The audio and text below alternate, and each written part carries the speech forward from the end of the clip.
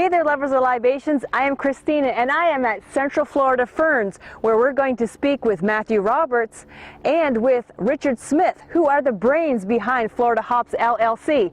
So why don't you come with me, and we will go at this hop farm, and we will talk about hops. I have Richard, and I have Matt, and we're going to talk about hops in Florida. You heard me right, hops in Florida. I want to thank you guys for sitting out here. Absolutely. In the hops field. Yeah. Like, this is awesome. I know there's not a lot of hops, but think about what could be. You have to like have the vision, and you guys definitely have a vision. I have some notes here because there are some important questions that I need to ask. First of all, what is the history of hops in Florida? Well, I'll answer that for you, Matt. Yeah, absolutely. No, the hops really began as just a general idea, kind of going against the grain. Hops have not been thought to grow in our state previously. In 2015, that's when the first published research was out, showing that you could actually grow the plant in the state.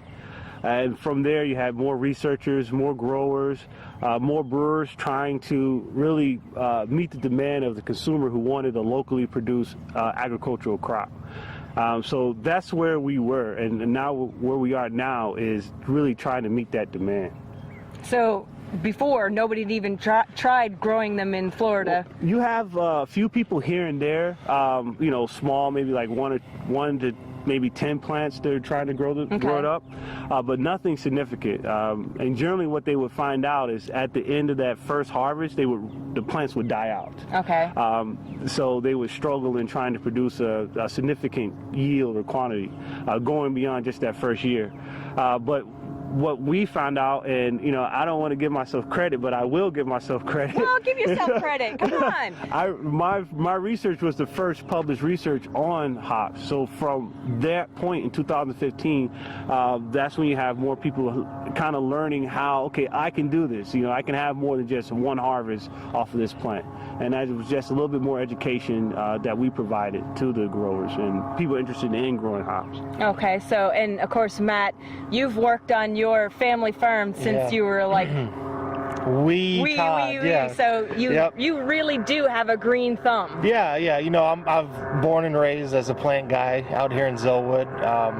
The nursery here has been open for 28 years now, and my background is all in greenhouse stuff. So it's a natural fit that you two would kind of... Yeah, exactly. Yeah, sort of. I mean, greenhouse grown stuff is a little different than growing stuff outside. And as you know, you took a little walk through the greenhouse earlier. We have most of what we grow in there is, you know, a foot, 2 foot, sometimes 3 foot tall. And you get outside here, and later in spring, you'll see there'll be 16-foot hop plants growing up. It's going to be it's going to be a big difference for us. But I think we're going to do okay out here. So. Oh, well, yeah, I think so too. Matt made a mention just a while back saying that, you know, I like plants and I like beer. Yeah. You know, hops was perfect. I'm a plant guy and I'm a beer guy. You're a plant guy and a beer guy. That's awesome. So what made you decide, Matt, to get with Richard and get into hops production? Was it because of this? Yeah, absolutely. So the property we're sitting on now, we acquired about 2 years ago. And there's always been different ideas thrown out there. You know, the smart money probably would have been to expand the greenhouses, but we wanted to go outside the box a little bit. So probably early 2017, I started looking at additional crops to grow in small scale, and what seemed more fun than anything, you know. And one thing I kept coming back to was hops. And the more I started researching hops in Florida, one name kept popping up. This Big guy. Rich here. This guy, so, the published guy. Yeah. So that was about the time that he kind of went out and started doing his own thing, correct? Yeah. Right, exactly. I got a hold of him, honestly, through Facebook, and we started messaging each other. He came out and visited it, and now here we are, right here. That's great. So what was your motivator to actually get into hops production? Is it the fact that the brewery scene has gotten bigger in Florida, or just thought it was a cool thing to do? Yeah, for me, it started as, you know, I wanted something really different out here. And this is really different. I mean, And then talking more with him, he kind of sold me on the idea that there is a massive demand. The brewery scene has exploded in definitely. Florida. We've noticed it just since we started doing this. Like every time you turn around, there's another brewery opening. So. Richard posted an article the other day about, I mean, in 6 years, it's grown by 6 times the amount. 6 times, doubled the number of people working in there. Right. Unheard of for most industries.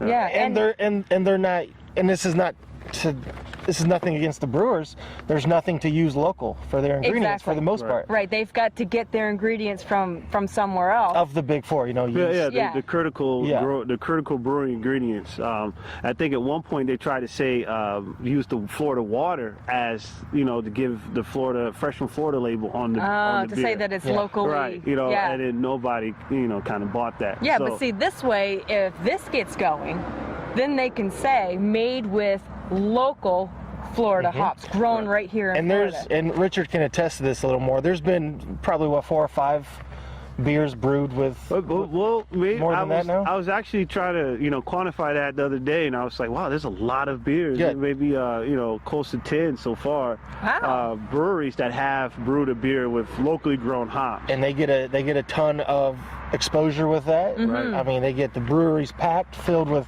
people trying to drink local local ingredients. Yeah. And if we can supply that on a consistent basis, then that's just the next level of this. Right. Okay, so what do the brewers think about being able to get hops local?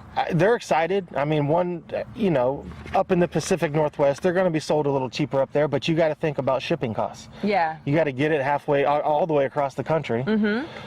So being able to get it and even come out here and inspect the hop fields and stuff like that, there's a lot of interest with it. I mean, we've piqued a lot of people's interest with this. So. There are people who actually do that process. They'll order hops from somewhere up north. They might have a farm that they're partnered with, and they'll send the hops down.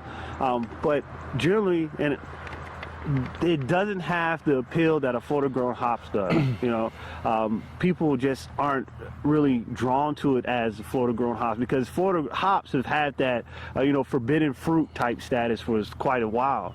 And so when a grower or a craft beer lover is ready to consume it, you know, it hits a certain place in their heart. You know, for me, you know, it's more than just drinking a beer with some random hops.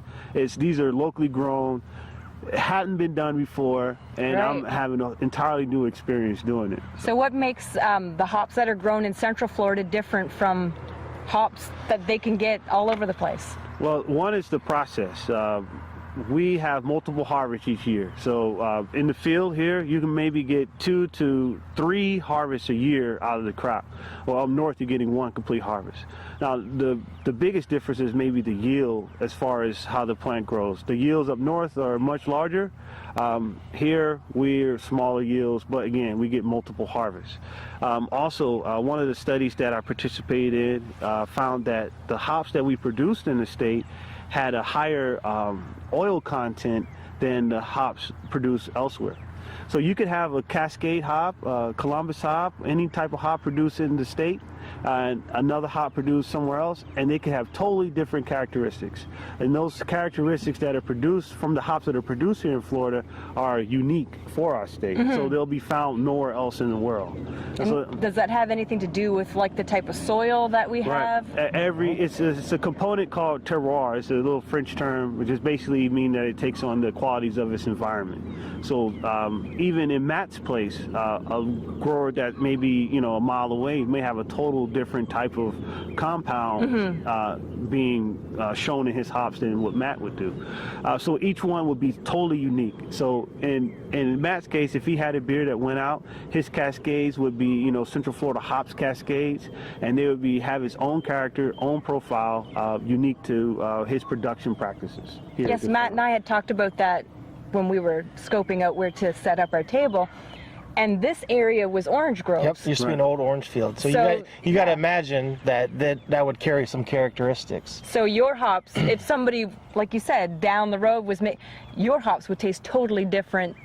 And we hope so. Well, of course, and it would make the beer taste different as well. It'd give the beer a different characteristic too. So, so what challenges have you faced with trying to do the hops? So far, this cold weather Yeah. snap we've had this early. I mean, we went back and researched a little bit, and being in the greenhouse industry, we have to be pretty attentive about the weather industry, about the weather. So usually we get a cold snap early February, maybe late January, and then into March as well, But this year it has started pretty early.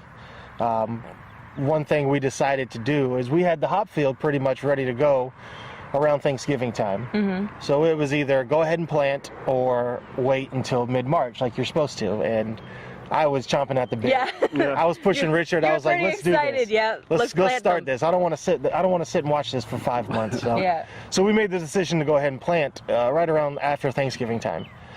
And then we got 3 days of below freezing weather in Florida, in Central Florida, which is pretty unheard of. And then this past Thursday was, 26 out here Thursday morning. So we made the decision right when that first cold snap was coming. All right, they hadn't grown much. It's been pretty cool anyways. So we took them back out of the ground, put them back in the greenhouses where they're nice and warm. Right. And we're going to give it another shot in mid-March. Oh, that's good. That's the first challenge. Yeah, that's the first challenge for sure. We weren't really looking at it. And Richard, he was very good about letting me know, like, hey, there might not be any growth out here, but in the name of beer, we're going to do it. Right. We're gonna give it a shot. So all in the name of beer. That's right. And locally grown hops. That's of right. course. And that's key, because this is not easy work to do at all. Growers are not used to looking at a plant that's 20 foot up in the air sometimes, and so the reward is beer. So all this hard work pays off, because at the end you can have a nice fresh beer. I've had a lot of friends come out here and help me, and I tell them I'm paying you in beer futures right now. There you go. So 3 or 4, you might not see payment for 3 or 4 years, but you'll get a beer that's brewed with some hops out here, and I promise it'll be worth it. So when they're all grown, how tall do they?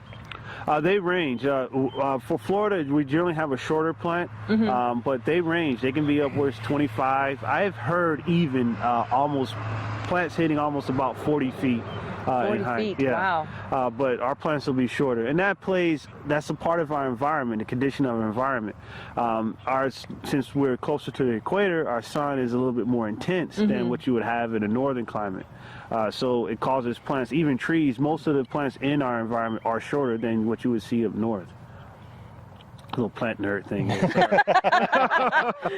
that the wrong with being a plant nerd? So we have our trellis out here is set up for 16 feet. Right. So we're hoping to reach that point. So. Okay, so speaking of trellises, I guess you have particular trellis design? Yeah, Richard did a lot of research with this, helped us set up the yard. One thing I wanted was to be able to easily expand off of this. So I hammered that home to him. I let him know if this does take off, I don't want to have to redesign the whole thing again. Right. So let's make this where if we're just ready to roll. Right. The next time we expand on this thing. So, and one other thing that we're doing a little differently is we're going to be using lights outside. Yeah. So we're going to try to extend the photo period each night in hopes of getting a bigger and fuller plant. Well, I would take away in hopes, because I definitely know it will work. There you go.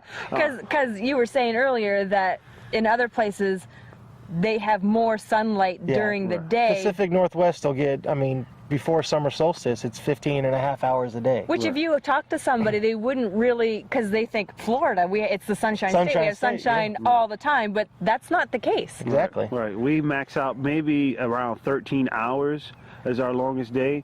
And so what happens with the hop plant, it will flower when the hours are below 13, 14 hours. Okay. So that's why we get multiple harvests, because it'll grow, and our temperatures kind of maintain a decent temperature for the plant. So by extending the day period, it'll allow us to produce a taller plant, allow for more vegetative growth, like more sidearm branching, and then in theory, it's supposed to have more cone yields, more cone production. Example of that research is done at the USDA. They did some light extension experiments, light manipulation, photoperiod manipulation, and with a lot of success. I think they said about 8 times what you would see on a hop field that's not lit. So as far as Matt's field, this is probably on the cutting edge of research for hop production. He's probably the only one in the state who does this, and as far as research goes, only one in the state as far as commercial production goes. But as research, he's right ahead with those guys at the University of Florida, the USDA. So we're matching up with them. The hop yard is not totally my idea. Ricky Burtz helped out with this as well from Burt's Farm. So We know Ricky Burtz. yeah. So we Hi, Ricky. Yeah. Sorry, Ricky, my fault. Yeah. But he was instrumental in helping us, setting this up and getting this together. And I'll give him credit because, when I was at the university, I brought him along, and, he was really receptive, really ready to learn. And so he was helpful in getting this idea from paper to actual physical body right here. How is Florida Hops changing the perspectives and pushing the limits? I think we are changing perspectives by simply putting the plant in the ground. People didn't think you could grow a hop here, and now we're able to do that.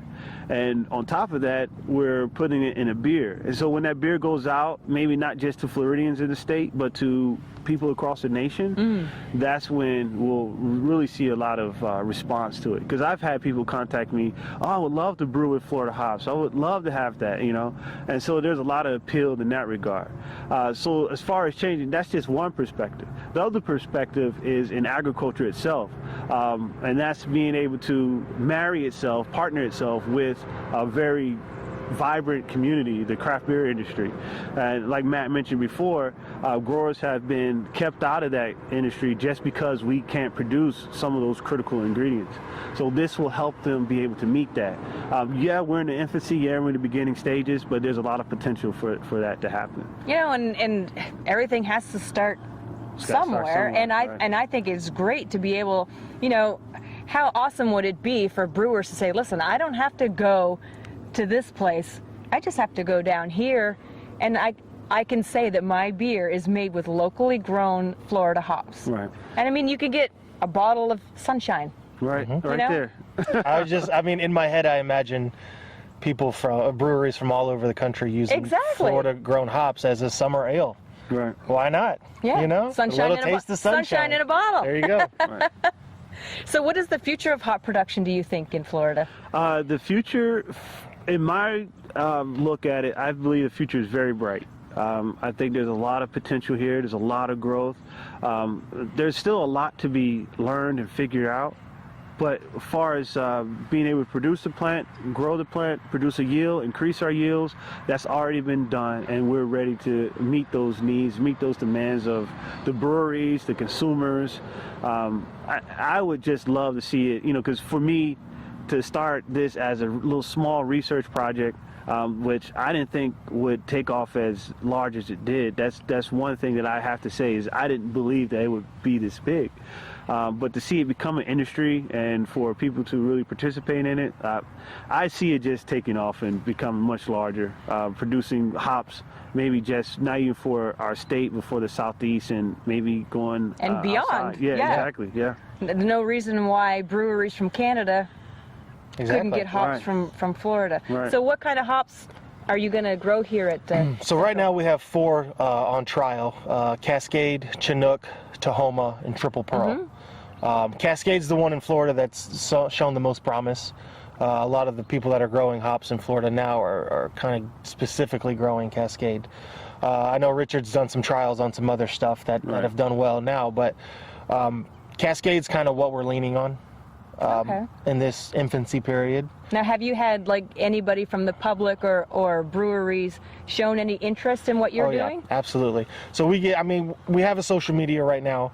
I haven't done a lot with it. I just want to be sure we're doing this right. I don't want to get people too excited and stuff, but people have reached out to us via social media almost daily saying, hey, how's it going?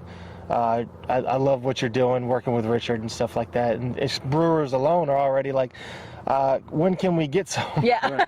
Yeah, already. So, and this is really since Thanksgiving that this has kind of been established. we have a lot of still people. early, yeah, yeah, it is but- very early. We have a lot of people come through the greenhouse anyways. You know, we're a pretty well established greenhouse here. We ship all over the country, so we have a lot of people from around the country coming here. And you can't help but notice this, you know, Right. when you pull up here. So they show up, hey, what are you doing out here? Oh, growing hops. Getting back to what Richard talked about a little bit, the old school growers in Florida, the greenhouse growers in Florida, I tell them what we're doing, they roll their eyes. Yeah. You can't grow hops in Florida. Yeah. You always have those naysayers and non-believers, but that's what motivates us to keep going and, you know, just basically prove them wrong. I've seen it with my own eyes. I've done it with my own hands. I know it can be done. So just convincing more and more people that, you know, you can have a Florida-grown hop here. It's just a matter of time. So the naysayers who have said you can't do that here, is that because they've tried it, or? You know, most Floridians have never even seen a hop. They just, you know, they just drink. They just know it's in beer and they drink it. No, Yeah. not even that. You'll be surprised. Not a lot of people are familiar with those ingredients of those primary ingredients of beer.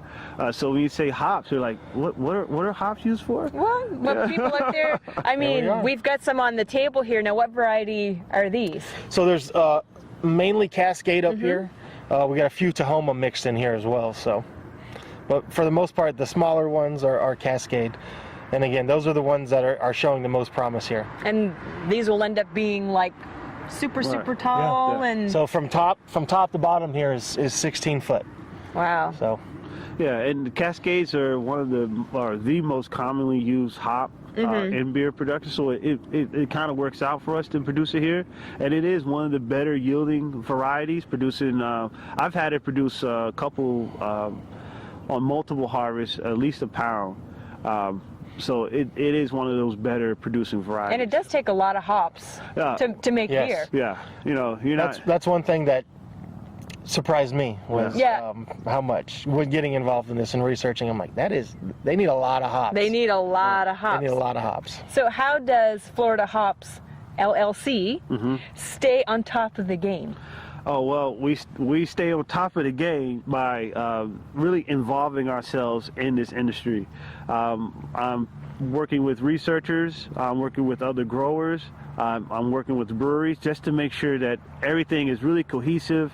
If Matt has a problem, I can reach out to my people and say, okay, this is what he's dealing with, and we can come up with a solution or strategies for it. Once he gets the harvest, I have my connections. I can make it much easier for him to get his hops to a brewery and celebrate that accomplishment. So those are the things that we have fine-tuned in the years of doing this. He's done a lot of the legwork that I don't have to do, that I'm very appreciative of. Being able to, like you said, get out to these breweries and stuff like that. That way when we're ready, I'm not like, oh crap, what do I do with these hops now? Because they're a time-sensitive plant, you know. The flower on them is a time-sensive thing. So before you had mentioned that there were some local brewers that have been brewing with Florida hops. Are you able to mention which brewers? I can name a few of them. There's Red Light in Orlando. They've brewed 2 beers with Florida-grown hops. Backyard Barn and Winery, they've been doing it's a farm brewery, so they've been producing hops for years, and they've been producing beers with those hops for a little while now too. There's 1010 in Orlando as well.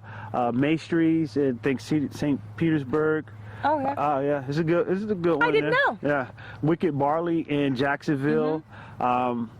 First Magnitude in Gainesville is one. That was a very popular one. It was the beer with the first Fresh from Florida label on it. Oh, for nice. hops. So there have been a few, but there's a lot of interest. A lot of people want to get on board and also do this. There have been other growers who've had their hops brewed with other beers. I think Grove and Roots in Gainesville as well, and that's what I can comes to mind. So what, you guys obviously have been working together on this since Thanksgiving.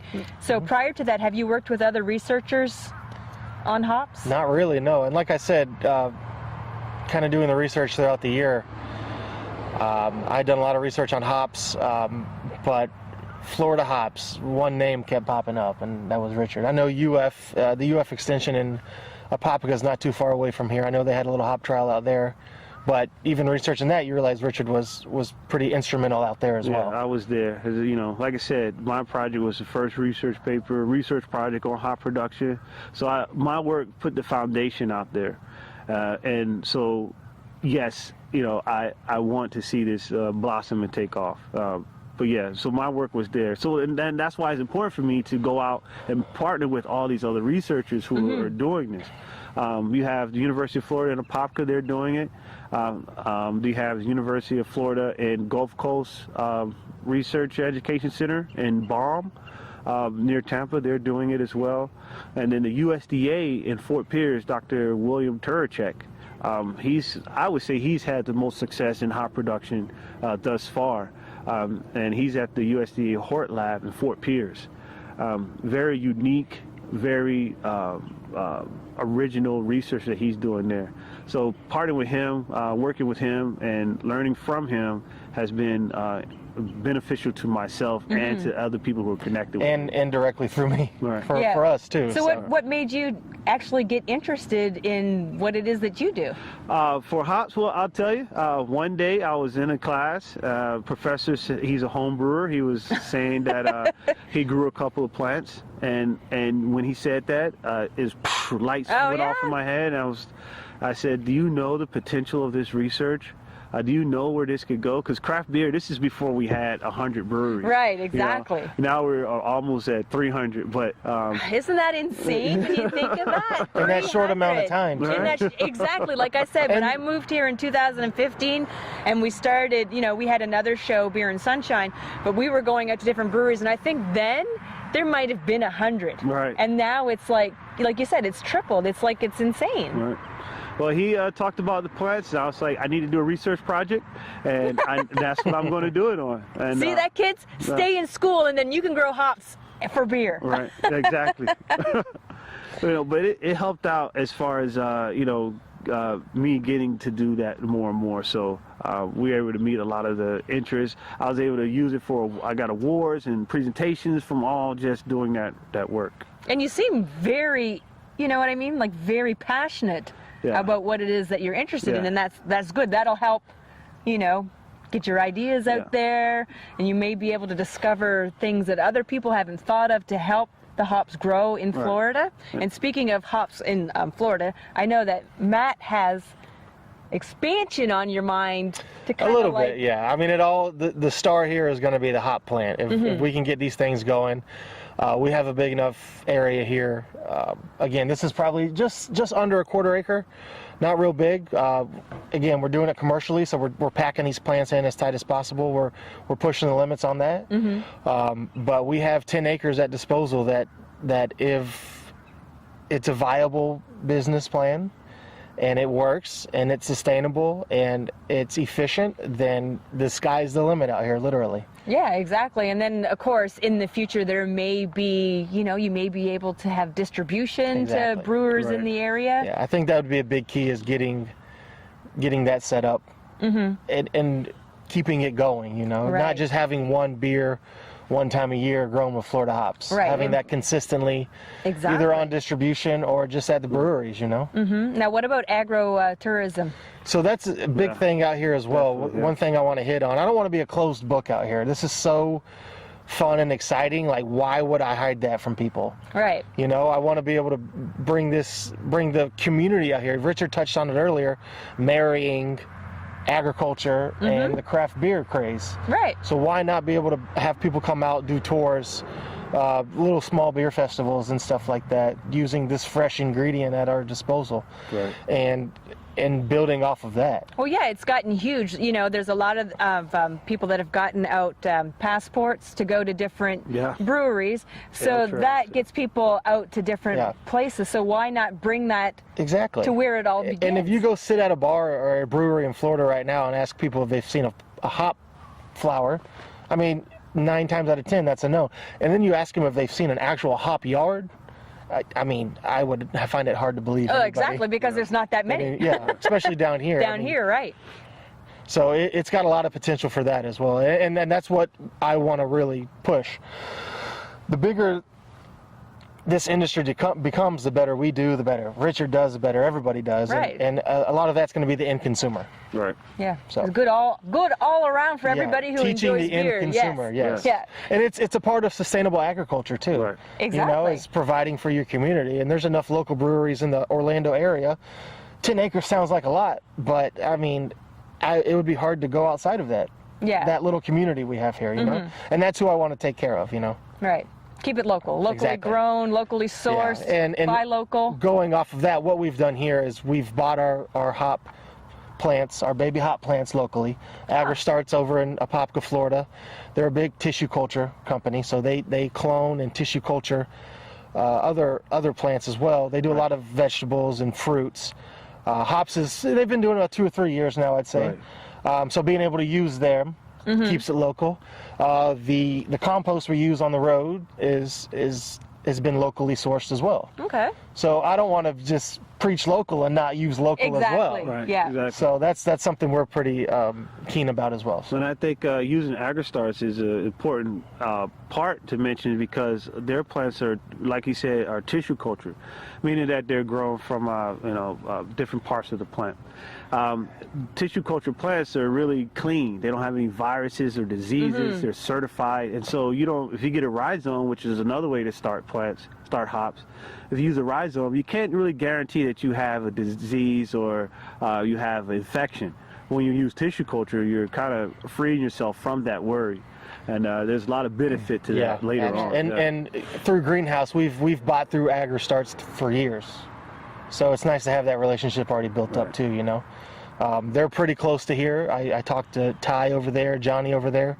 They're just as excited as Richard and I about having something this close to home. I'm sure there's lots of brewers and breweries that are excited and having just that. the general public that are just like, this is awesome. There's a strong following behind hops, itself. It's a culture of its own itself. So, you talk about the agritourism component. I think that's key. If you're having a production, if you're having a growing facility like what we have here at Matt, I think that's key as far as getting out the word about what you're doing. People will come here for beer festivals. Yeah. I've seen people get married in hop yards, so it's just, yeah.